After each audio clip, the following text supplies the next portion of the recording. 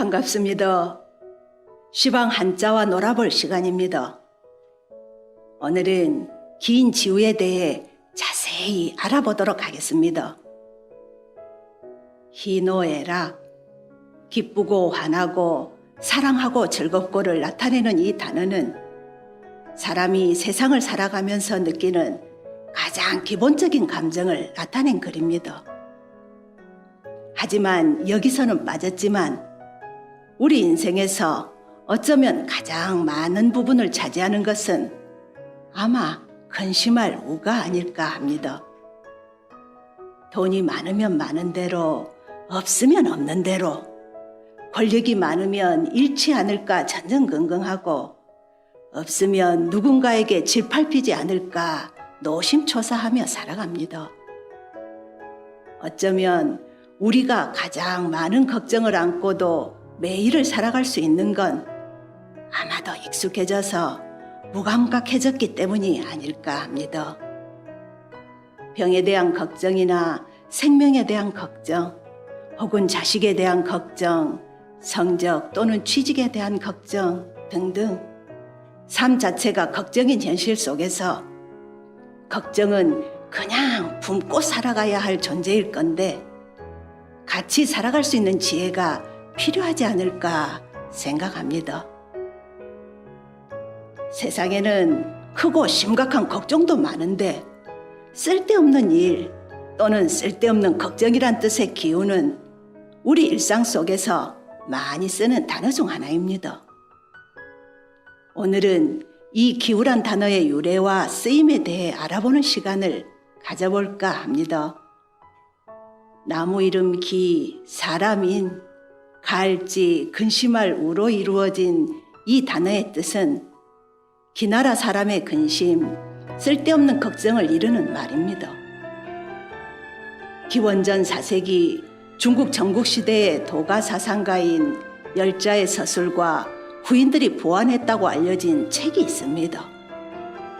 그 책에는 오랜 시간이 걸리더라도 꾸준히 노력해 나간다면 결국엔 뜻을 이룰 수 있다는 뜻을 가진 우공이산, 그리고 잔꾀로 남을 속인다는 의미인 조삼모사와 같이 지금도 많이 쓰이는 유명한 고사들이 쓰여져 있지에 긴 지우는 장자와 함께 도가적 우화가 풍부한 서적인 열자에 나오는 고사입니다.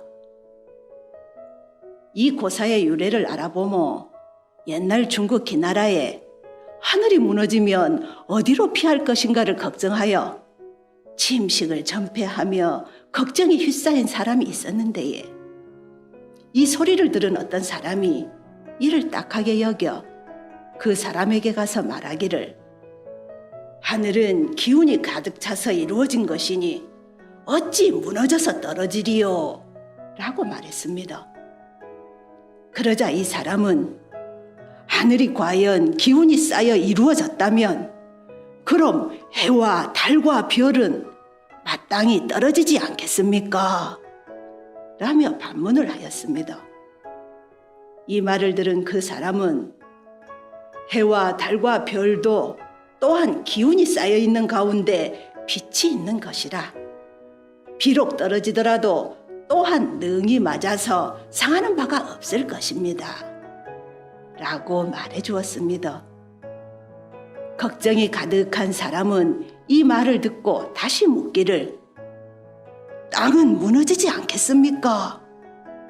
라고 하였습니다. 그러자 다시 답하기를 땅도 기운이 뭉쳐서 이루어진 것이니 어찌 무너지는 것을 근심하겠습니까? 라고 답해 주었습니다.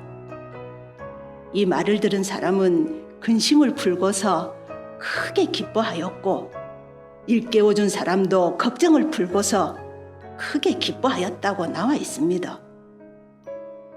사람은 살아가면서 많은 걱정과 근심 속에서 고민하고 번민합니다.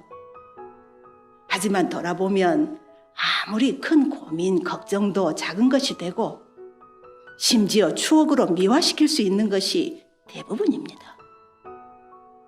어린 시절 밖에서 정신없이 놀다 온통 흙을 묻힌 옷 때문에 집에도 못 들어가고 전전긍긍했었고에 초등학교 시절에는 숙제를 못해 가슴이 두방망이 칠해가 학교 가기가 무서운 적도 있었습니다.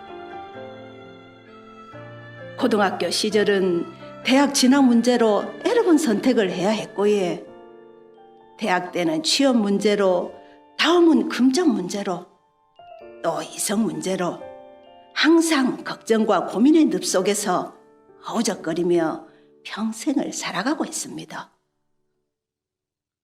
하지만 돌이켜 생각해 보면 피식 헛웃음이 나오는 일들이 대부분이다 아닙니까?